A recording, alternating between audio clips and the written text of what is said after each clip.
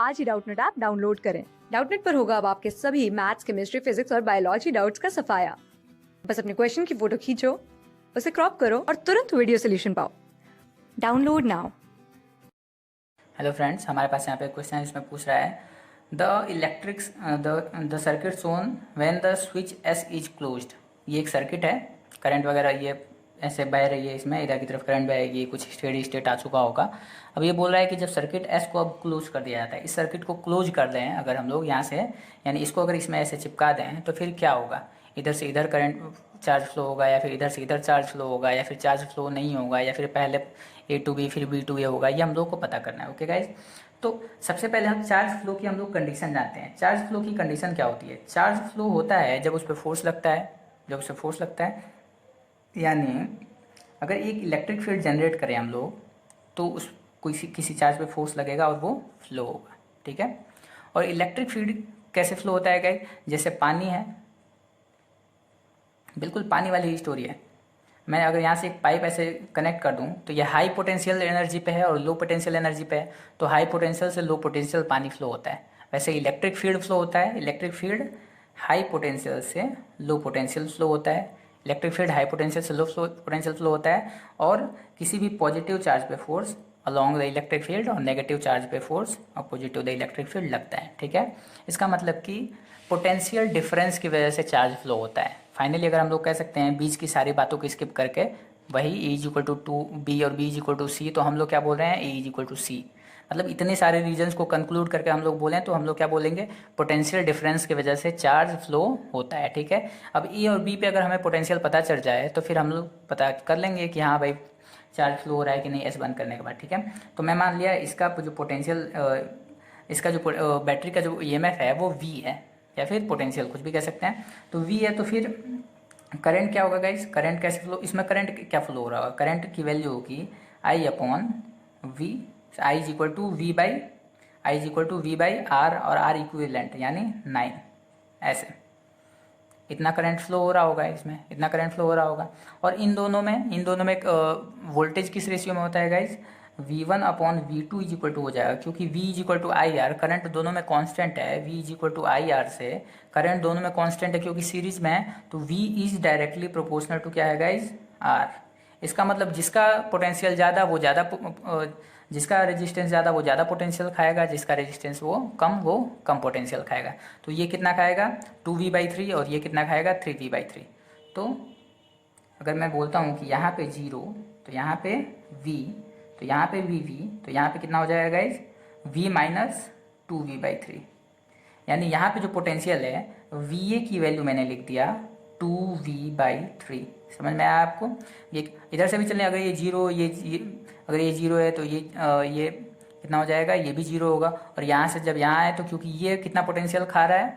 V/3, तो यहाँ पे जाएंगे तो हम लोग V/3 का गेन मिलेगा। तो दोनों तरफ से ही, सॉरी V/3, V की वैल्यू कितनी हो जाएगी? V/3। अब इसको देखते हैं दूसरे वाले सर्किट को।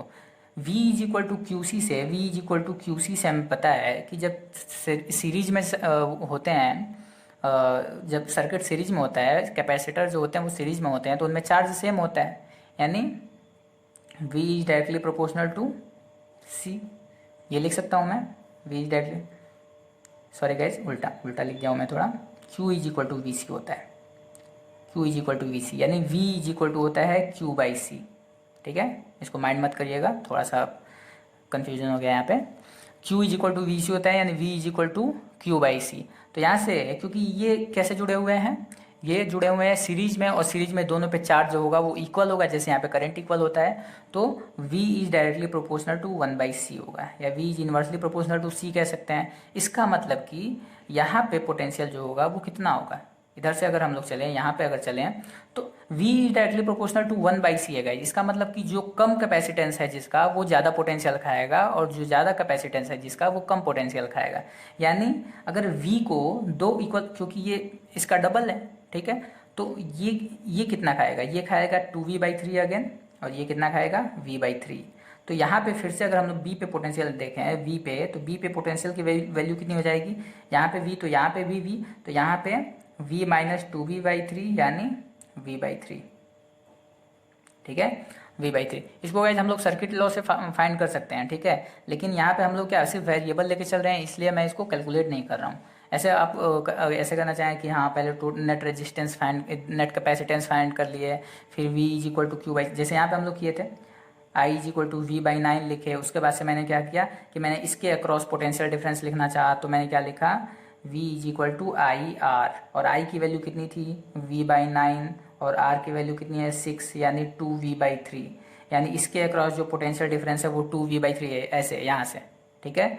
तो ऐसे यहाँ से भी इसमें भी फाइंड कर सकते हैं। हमने नेट कैपेसिटेंस निकाला, नेट कैपेसिटेंस कितना हो जाएगा 2 माइक्रोफैरड। फिर से हमने क्या किया, हमने टोटल कितना चार्ज फ्लो होगा, तो Q is equal to VC से हमने 2V, ये हमने 2 माइक्रोकुलम जो है वो चार्ज फ्लो होगा, तो हमने ये फाइंड कर लिया। फिर V is equal to Q/C लगा के हमने इसके अलॉन्ग पोटेंशियल एनर्जी, कितना पोटेंशियल ड्रॉप होगा वो फाइंड कर लिया।